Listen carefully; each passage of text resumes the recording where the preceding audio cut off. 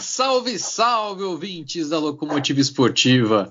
Mais uma vez aqui com o podcast LE, falando, né, sobre as equipes desta temporada do NBB.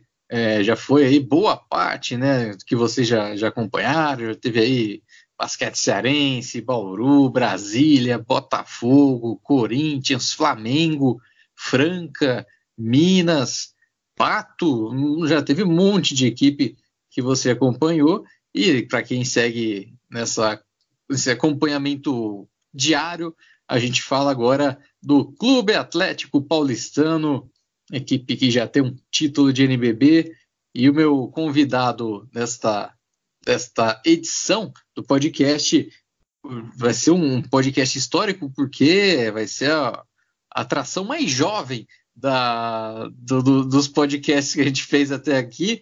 Vinícius Guimarães, do Camisa 23, fazendo uma cobertura muito boa no Camisa 23 do basquete nacional.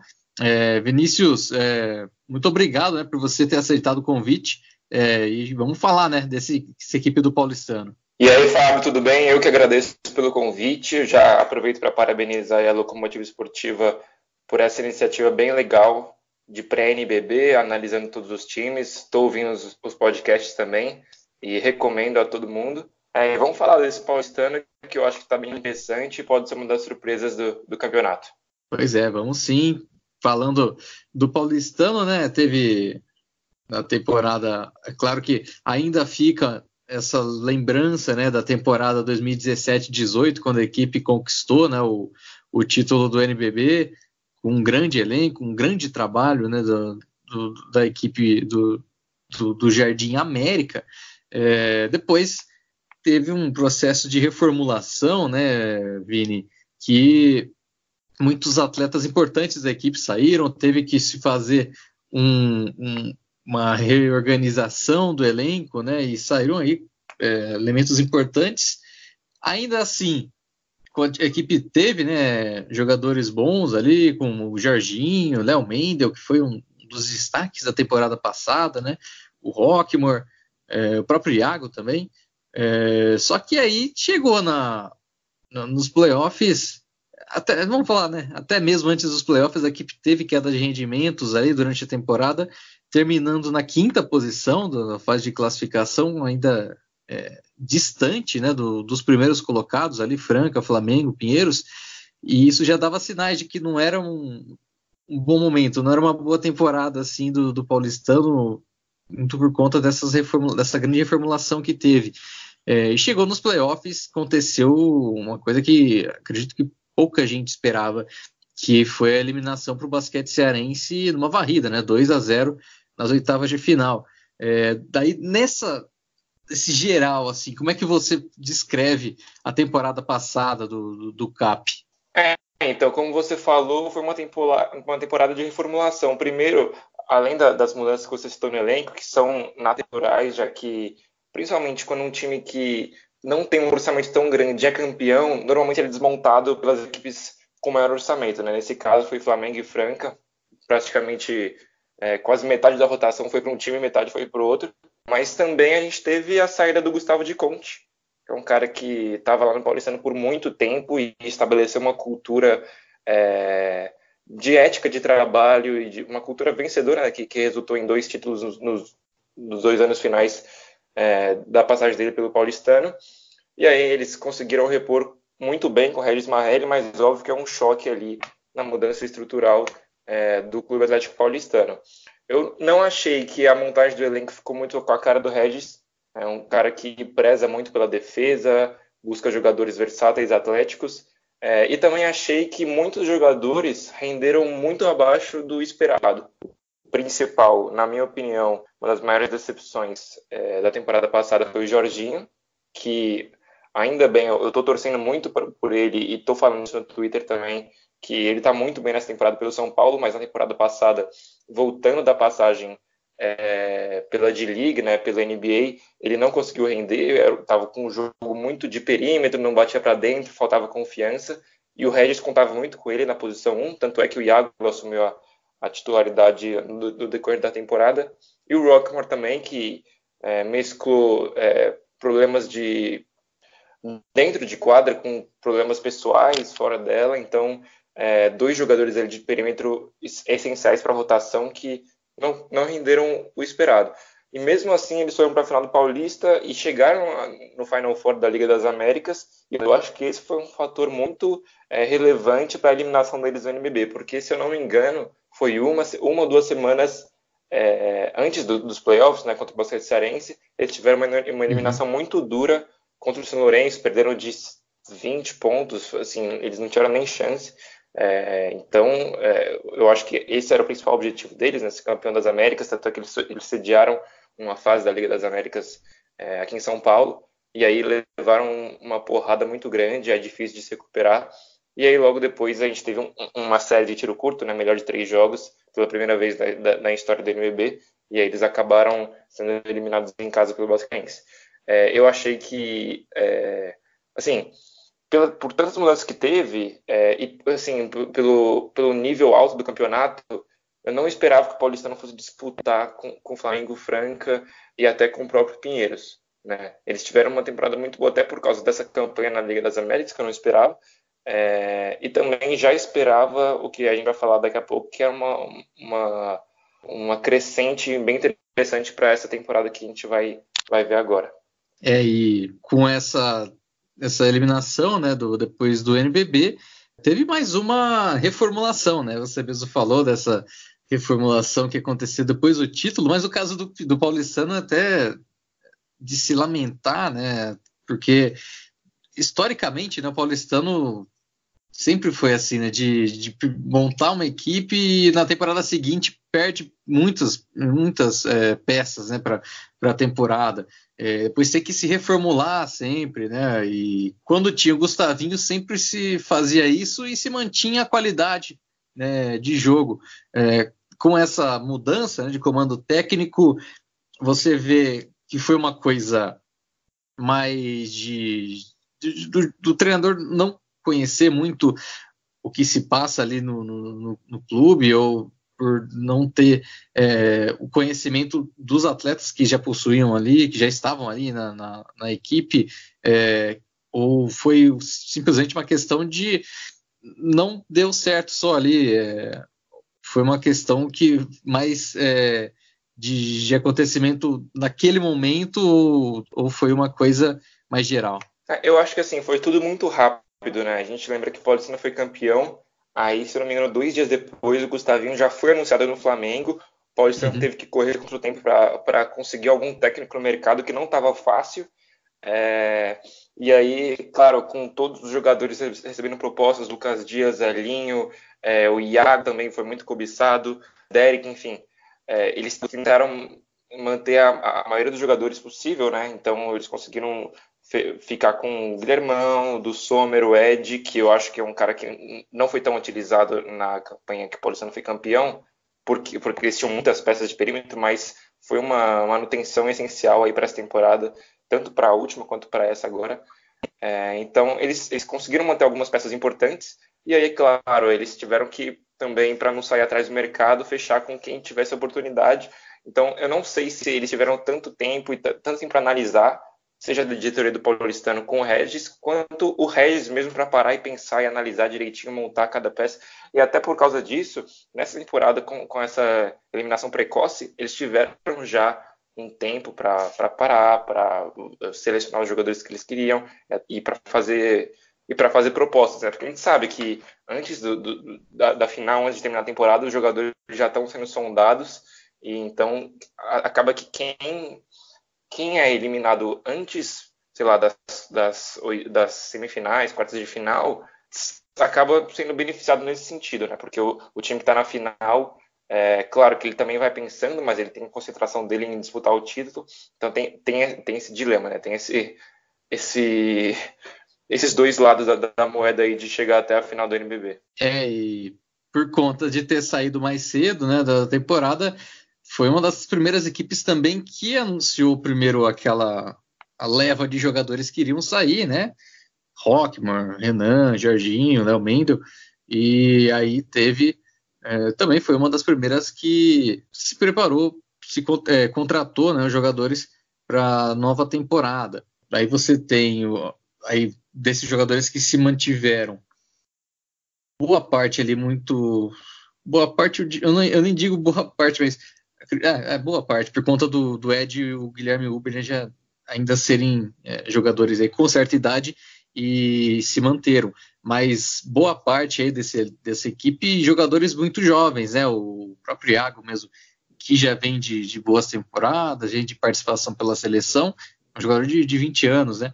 Aí Vitão, Dikembe, jogadores que tiveram certa participação na última temporada, foram mantidos, né? Jogadores jovens aí da equipe do Paulistano, com a chegada agora também de outro jogador jovem que vem para ter um pouco mais de espaço, o Felipe Ruivo, vindo do Pinheiros. Aí eu acho que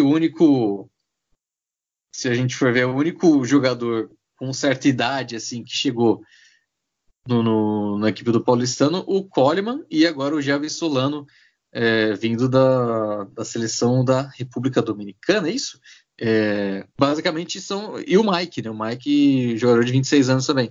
Então, vai ser um trabalho interessante de se observar por conta dessa questão de ter muitos jovens, como é o trabalho do Paulistano há muito tempo, né? Sim, gostei demais da filosofia que o Regis apostou nessa temporada, até porque a gente sabe que era uma característica do Paulistano do Gustavinho. É uma filosofia que o Paulistano tem que manter, sim, pela característica do clube no geral. É um time que tem investido cada vez mais nas categorias de base e tem que dar esse espaço mesmo, até porque times como o próprio Pinheiros não dão. Então, esses jogadores acabam vindo para o Paulistano. A gente teve o exemplo do Jorginho, que só ganhou espaço profissional com o Paulistano, o Lucas Dias, que cresceu muito jogando pelo Paulistano depois de algumas temporadas pelo Pinheiros, sendo coadjuvante. Agora a gente vê um Ruivo que, cara, dominava a base e não teve tanta oportunidade assim no Pinheiros para crescer, não tinha uma perspectiva de crescimento ali no time e acabou saindo.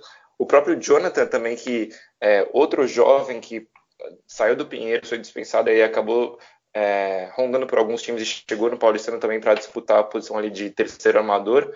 E os dois caras de garrafão que eu gosto demais, né? O Dikembe, 2 vezes MVP da LDB, um cara extremamente dominante que vai ter a primeira oportunidade dele na rotação. Claro, na última temporada ele acabava entrando, mas ele não era garantido nas partidas. E agora eu acho que ele vai, pelo Paulista que a gente viu, eu acho que ele vai ter bastante oportunidade.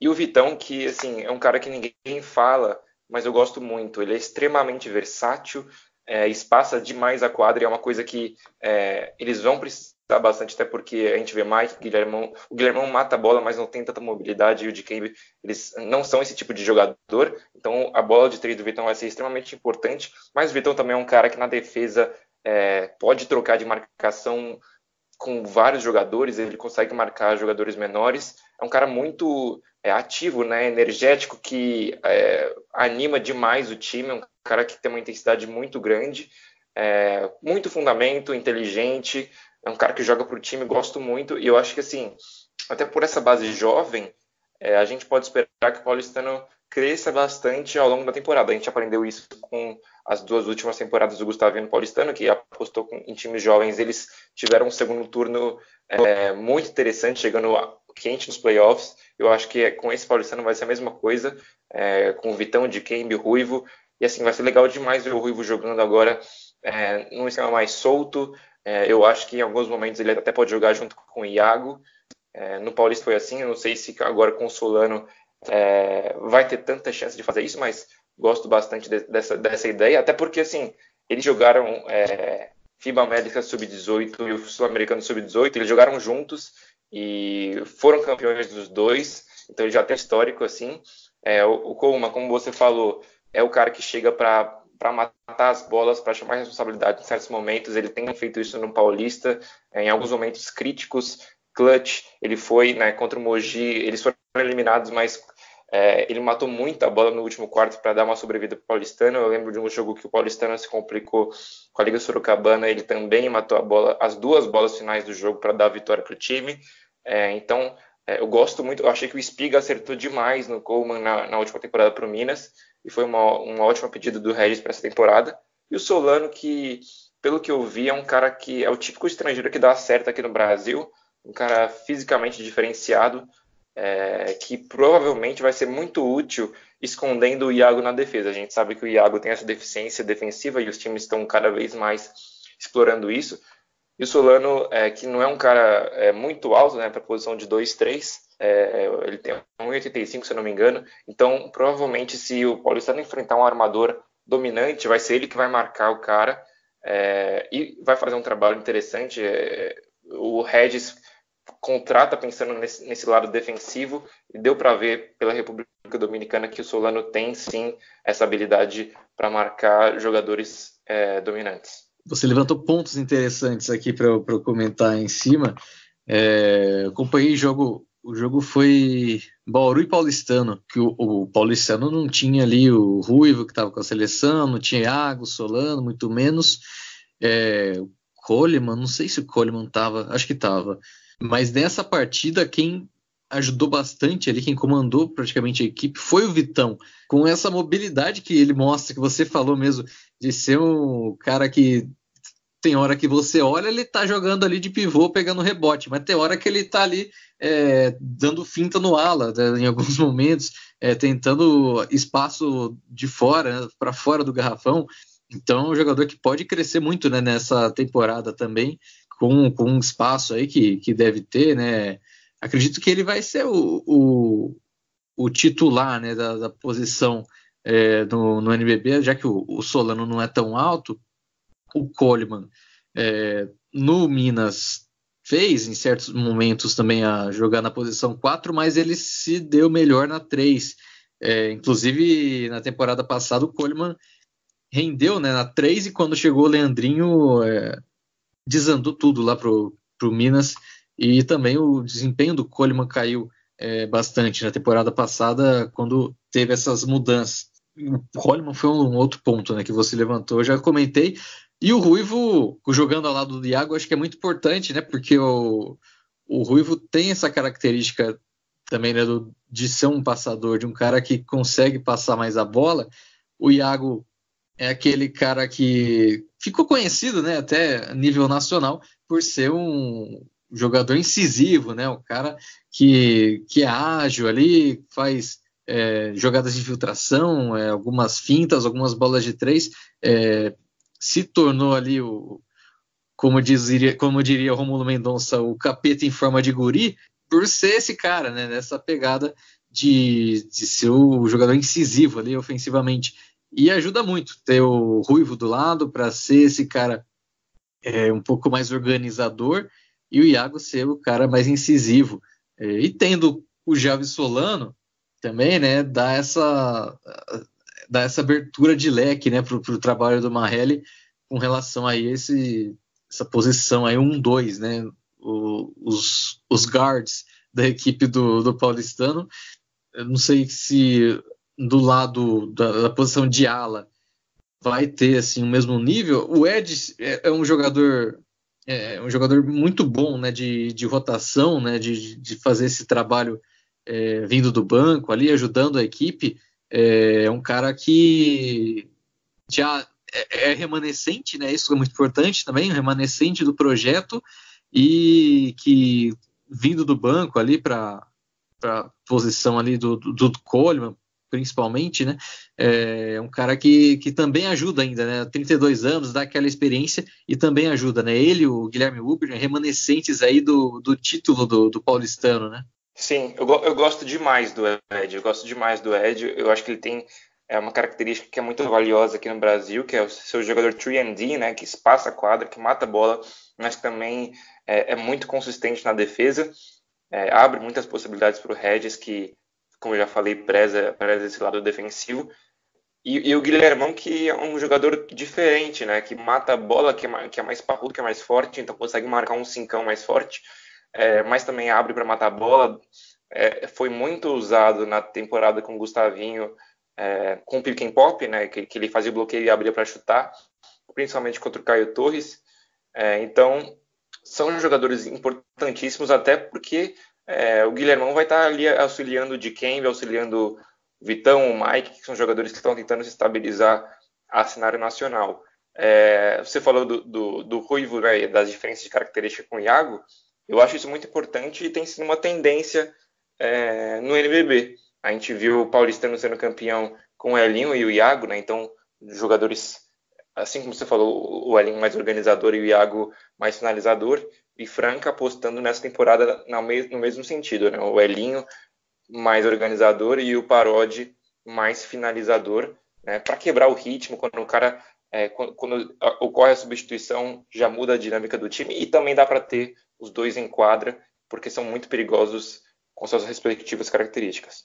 Uhum. E você falou dessa questão aí do Guilherme ser esse cara mais parrudo e chutador de fora, e isso me deixa assim, já há algum tempo, né, que eu considero o Guilherme um cara muito subestimado no cenário do basquete nacional, porque sempre, quase nunca, né, é levado em consideração quando se fala de pivôs, assim, dos melhores pivôs do NBB, mas é um cara que tem essa questão de ser muito forte, né, dentro do garrafão e chutar de fora. Eu vejo, assim, nessa pegada dele, assim, o que a gente pode tirar dos jogadores que disputou o NBB. O Red Charmer é assim, né, de um nível, assim, semelhante. O Cipollini, talvez, né, de ser esse cara.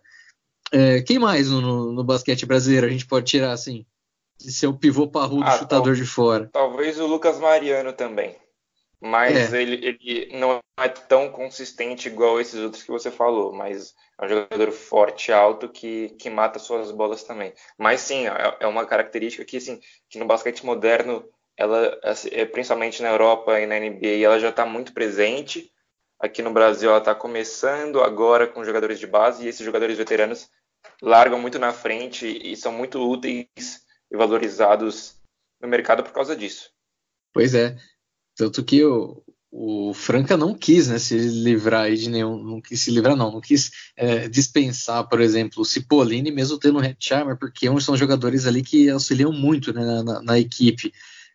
Ainda dentro do garrafão ali, a equipe contratou o Mike, né, vindo do Botafogo, uma temporada histórica do Botafogo. Sem mais, o Mike foi um jogador de pouco brilhantismo, assim, né? Teve alguns momentos ali nos playoffs em que ele deu as suas enterradas ali, fez o seu jogo defensivo, mas ele chega, assim, como jogador de rotação ali da equipe, até mesmo para disputar ali minutagem com o Dikembe. Você vê o Mike com bastante tempo de quadra, né, nessa temporada, já que a gente é até legal, né? As equipes de São Paulo, né? Que disputam o Campeonato Paulista, a gente já tem certo conhecimento a mais, né? Para falar com mais embasamento, né?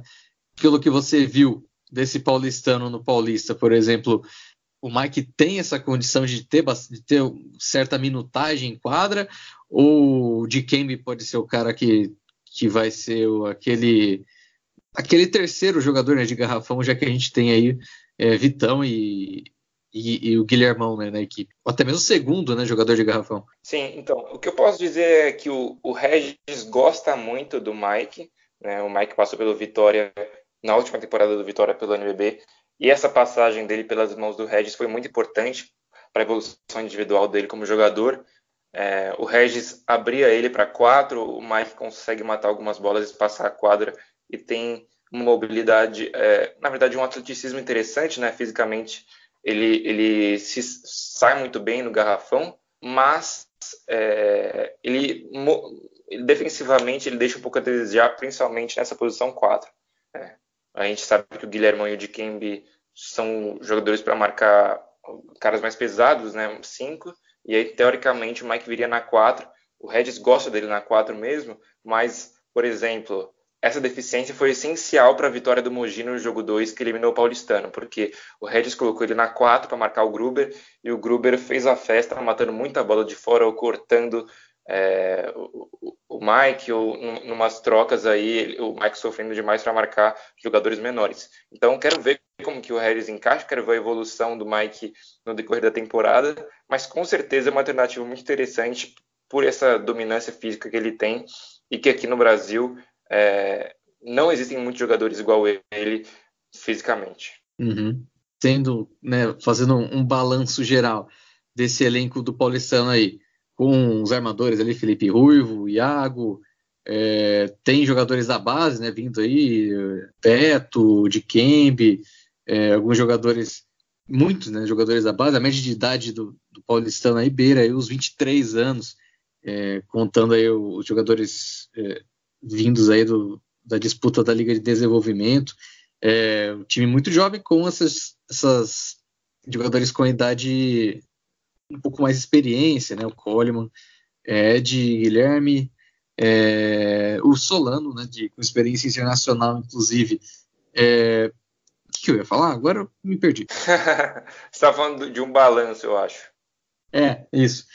Agora, nesse balanço geral da equipe do Paulistano, nessa montagem do elenco, onde que você encaixaria essa equipe aí, levando em consideração as outras equipes dessa temporada do NBB? Onde você colocaria essa equipe ali entre as 16 equipes, se briga por playoff, se briga por G4, né, também, se é uma coisa que é difícil de se falar nesse momento também, pode até falar, então, já que se for difícil, fala só do primeiro turno para ver se pega o Super 8, né? Mas para onde você vê que vai essa equipe do Paulistano? Bom, como eu disse no começo do podcast, eu acho que é uma das candidatas a ser surpresa do campeonato. Na minha opinião, a gente tem dois times que se destacam muito e que estão bem acima dos demais, né? Que é o Flamengo e Franca. E aí, no meu G4, eu completo com Corinthians e Minas. E eu acho que o Paulistano pode até beliscar um G4, dependendo de como for a evolução dos jovens nessa temporada. E incomodar numas quartas de final algum desses grandes aí. Sinceramente, vai depender demais. É claro, a gente sabe do potencial do Iago, eu quero ver muito isso, eu nem citei isso no podcast ainda, mas o Iago agora, de fato, se tornando o cara do time. Na temporada passada não estava projetado para ele ser o titular. Ele já entra com essa responsabilidade, saindo de uma Copa do Mundo. Então, quero ver como que ele reage a isso. A gente sabe que as defesas já vêm muito preparadas a ele, né? A gente teve aquelas duas primeiras temporadas que as defesas passavam por baixo do bloqueio, deixavam de chutar. Agora é completamente diferente e ele está evoluindo, está batendo mais para dentro, está com o físico mais forte, né, para defender, mas também para igualar essa fisicalidade quando ele infiltrar. Então, eu acho que Iago, como que o Ruivo vai se adaptar também ao paulistano, são alguns desses fatores, né, por ser uma armação muito jovem. Já falei de Vitão e de Kembe. Quero ver também, tô curioso para ver o Solano, porque apesar de eu pesquisar e ver que ele é um jogador interessante, a gente nunca sabe, né, como vai ser. Por exemplo, eu pesquisei e fiquei até empolgado com o Fuller quando ele chegou ao Brasil, mas não pensava que ele ia ser tão bom. Então, estou bem curioso para ver. E assim, você falou da média de idade de jogadores jovens, eu até aproveito para destacar aqui que a gente tem no perímetro, né, na posição 2/1, alguns jogadores brigando aí para compor o finalzinho da rotação. A informação que eu tenho aqui, Jonathan, Beto e o Anderson são esses caras. O Jonathan, um cara que eu já falei que veio praticamente do Pinheiros, mata muita bola. O Beto, um cara intenso demais, que também tem esse arremesso, é um finalizador. Mas o cara que eu quero destacar aqui é o Anderson, que está no seu segundo ano de sub-19, já faz parte de algum tempo da equipe do Paulistano na LDB, e é muito interessante porque ele é muito forte, extremamente forte, um cara que pode marcar literalmente qualquer jogador do perímetro já nessa idade. Então eu tenho certeza que quando o Regis tiver alguns problemas de falta aí com o Ed ou com o Coleman, e tiver algum jogador que esteja sobressaindo do outro lado, ele vai apostar no Anderson, porque o cara é extremamente atlético, tem uma ótima velocidade de lateral, ele ainda está desenvolvendo o seu lado ofensivo, ele bate para dentro muito bem, ele desenvolveu o seu controle de bola para conseguir fazer algumas jogadas de pick and roll, levar a bola da defesa para o ataque. E o seu arremesso também tem melhorado, eu acho que daqui a algum tempo ele vai ser esse 3&D que eu destaquei, então vale a pena ficar de olho aí nessas jovens promessas do Paulistano também. até por você já ter falado, né, dessas promessas, você fez, né, um levantamento sobre as equipes dos jogadores, né, do Sub-23 que participaram das votações, né, das últimas 3 temporadas do NBB. O que você observou, né, nessa pesquisa que você fez, né? Eu sei que o Paulistano, né, é a equipe que tem mais essa questão de dar espaço, né, para os jovens. O que mais que você observou, né, nesse levantamento que você fez? Cara, para ser bem sincero, eu fiz para expor também o quão destacável é o trabalho de um time na base, na LDB, se ele não consegue colocar os jogadores que ele forma e que ele investe no adulto, né? Eu gosto demais do trabalho do César Guidetti no Pinheiros, eu acho que ele tem tudo para ser um dos grandes técnicos. Futuramente ele já é um dos ótimos técnicos que está no cenário, e tem evoluído bastante, né, nas últimas temporadas. E gosto também do trabalho do Pinheiros na base, com a Thelma Tavernari, com o Davi Pelosini, mas eu acho que existe uma ruptura ali entre a base e o profissional, porque são muitos jogadores formados e com grande potencial. Eu já falei Jorginho, o Lucas Dias, o Ruivo, que são os principais exemplos, que não tem essa oportunidade tão grande. O Lucas Dias teve, eu vou ser sincero aqui e justo, mas o Jorginho e o Ruivo, eu acho que deveriam ter o Pinheiros deveria ter tido um pouco mais de carinho com eles, mas também não sei o que acontece lá dentro. Mas eu queria expor também essa diferença, né, entre times parecidos, Pinheiros e Paulistano, no sentido de serem clubes sociais, que sempre ali estão. A gente vê Paulistano e Pinheiros sempre disputando ali, com os jogos disputados e às vezes terminando perto na tabela de classificação, e que tem uma disparidade muito grande nesse sentido, de apostar nos jovens. E aí tem Franca também, né, que faz um trabalho essencial e sensacional, na verdade, na base. Eu acho que ninguém fala isso, mas, cara, sempre sai jogador bom de Franca. Eu posso dizer, porque eu acompanho bastante base, que tá para sair caras com extremo potencial, né, depois de Diego e Abreu. Tem o Sub-17, o Sub-17 do ano passado deles foi campeão paulista, com jogadores bem interessantes. O Sub-17 atual também é bem legal e teve 2 jogadores convocados para a seleção sul-americana, para a seleção brasileira que vai disputar a sul-americana. Também é um dos times que aposta nos jovens. Mas aí, assim, o pessoal do Franca Basquete da Depressão, que é sensacional, gosto muito da página da página deles, mandou uma mensagem para mim falando: mas o Paulistano só dá essa minutagem porque pega todos os jogadores do Pinheiros. Mas eu falei, cara, ainda bem que eles pegam, porque se eles não pegassem, quem que ia fazer isso? Quem quer dar oportunidade para esses caras? Porque se o Pinheiros não dá, putz, a gente não vê outro grande exemplo como o Paulistano assim, o Paulistano, na verdade, está fazendo um favor para o basquete brasileiro de desenvolver esses caras. Eu gosto muito, e sempre que eu tenho a oportunidade, eu elogio essa filosofia do Paulistano. Sim, é muito importante, né? Porque você vê no basquete de São Paulo, né? Tem o Palmeiras também, que é uma outra equipe que forma bastante jogadores e também não tem, né, essa questão de colocar jogadores adultos, até porque não tem adulto. Você vê que se não fosse o paulistano, muitos desses jogadores não teriam espaço, ou teriam que se mudar, por exemplo, né, para buscar espaço, né, em outras localidades. O próprio Iago, né, veio do Palmeiras para o paulistano. Então é muito legal, né, ver que o paulistano mantém, né, essa ideia de usar a base, né, uma coisa que o Gustavinho usou bastante, e pelo que a gente vê, né, até aqui do desempenho do Regis Marrelli, também, né, utilizando muito a base. O Pinheiros, tanto Pinheiros como o Paulistano, você falou que são clubes sociais e também são clubes voltados para a formação de atletas. Chama até atenção, né, o fato do Pinheiros utilizar poucos jogadores, pouco tempo, né, poucos minutos para jogadores mais jovens. Pinheiros até mais, quer dizer, muito, muito mais que o Paulistano. O Pinheiros, já a partir do Sub-14, ele banca alguns atletas para virem para São Paulo e banca moradia, alimentação, escola, enfim, ajuda de custo. É um investimento muito pesado que traz resultado. Grandes jogadores foram formados no Pinheiros, mas não traz resultado para o profissional, né? O retorno, que muita gente fala nisso, né? E é o que faz faz sentido você investir na base para quando os jogadores subirem, eles sobem já no clube e até com um salário mais em conta, né? Porque são jogadores jovens e aí dão uma oportunidade para você ser competitivo com um orçamento menor ou até ter um orçamento maior e apostar em outros jogadores e ter um elenco interessante, né? Mas o Pinheiros não acontece isso. Espero que aconteça nessa temporada, né? Não vou ficar falando sem ver a temporada. Eu torço muito para que o Danilo Senna receba oportunidades, até porque ele foi um dos grandes jogadores aí na LDB.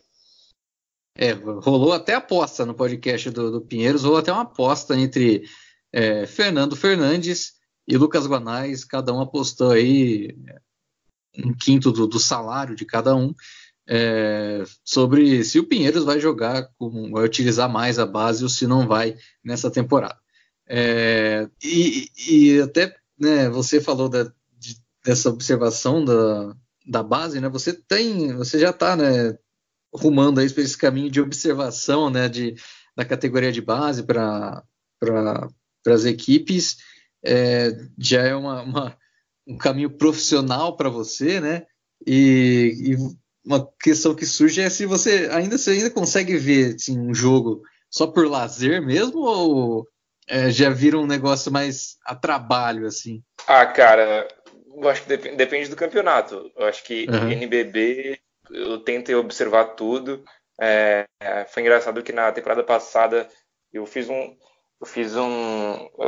criei um quadro, né, o Prancheta NBB, que mostrava algumas das principais jogadas de alguns times, né? Eu fiz do Flamengo, Franca, acho que faltam uns dois. Corinthians fiz também, Minas, Mogi. E aí, assim, para fazer esse tipo de post, né, de postagem de vídeo, que querendo ou não é um trabalho de scout, né, de observação que poderia ser usado para algum time. Por exemplo, se eu trabalhasse para algum time ou, sei lá, o time que eu estou trabalhando fosse enfrentar o Paulistano num jogo de playoff, aí eu poderia, cara, mostrar jogadas, enfim, como elas poderiam ser defendidas. Esse é o tipo de trabalho que existe bastante no mundo do basquete. Então, o que acontece? Você tem que passar horas ali vendo vários jogos e anotando os movimentos.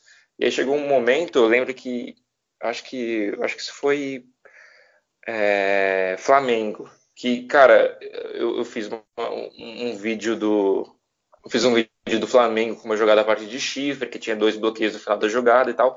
E aí, mas assim, para você saber o principal movimento que você quer mostrar, você tem que ver todos, né? E ver o que é mais interessante. Uhum. E aí, eu lembro que logo depois desse vídeo que eu postei, teve um jogo do Flamengo. E, cara, toda jogada que o Balbi chamava, eu praticamente sabia. Entendeu? E aí eu ficava analisando como que o time ia defender, como que ia resultar, se ia ter algum improviso, porque, tipo, umas 5, 6 jogadas eu acabei pegando de cor, porque eu tava vendo muitas vezes para achar os exemplos certos para colocar no vídeo. É um negócio que eu gosto muito de fazer, às vezes é cansativo, tem que se esforçar bastante, mas é um tipo de trabalho que eu acho que falta no Brasil, né? Até por causa disso eu tenho investido, fiz cursos e falado com muita gente. Tive tô tendo uma experiência num clube de base que eu prefiro até não falar aqui, mas que está sendo muito importante para mim.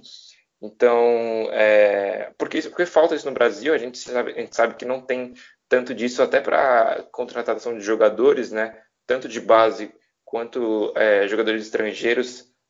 Esse scout é muito importante e é uma área a ser explorada aí. Com certeza está crescendo, tem alguns nomes interessantes que tem em alguns times. A gente sabe que o Pinheiros tem, Minas tem, Paulistano tem. Então, são times que saem na frente por causa disso na hora de analisar o mercado, tanto no profissional quanto na base também. Utilizar a inteligência, né, que a gente tem aí para fazer, né, essas observações. O próprio Bauru Basquete também fez isso, anunciou que iria fazer isso. Sim, né, porque a gente tem verdade. Assim, pelo menos só foi no anúncio, pelo menos, né, que contou pra gente, mas também foi estabelecida essa questão de trabalhar com essa scout. Então é muito legal que o basquete utilize isso, porque os principais, né, centros do basquete no mundo fazem isso, né? Não é uma coisa tão novidade para eles, porque é uma coisa que eles já fazem há algum tempo.